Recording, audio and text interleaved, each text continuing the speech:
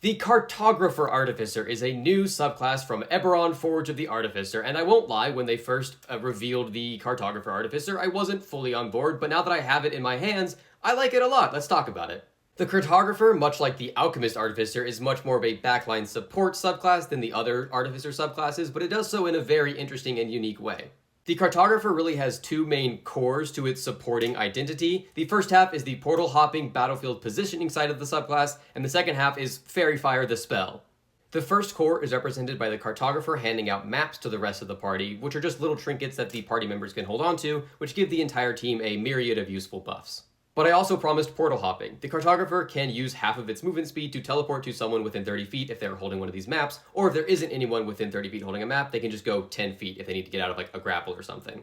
This is even upgraded at level 9. Whenever you use your Flash of Genius, you can teleport to the person that you used it on.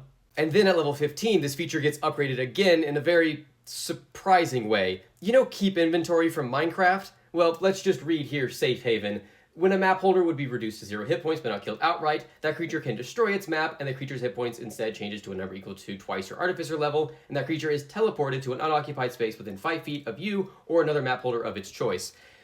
That doesn't mention anything like distance or even plane of existence, so from anywhere in the multiverse, you can just go an infinite distance away from your Cartographer and do a scouting mission, and then when you're done and you need to get home instantly, you can just jump off a cliff and get back home with 30 hit points? However, let's back up a moment to the second core of the Cartographer, the Fairy Fire spell.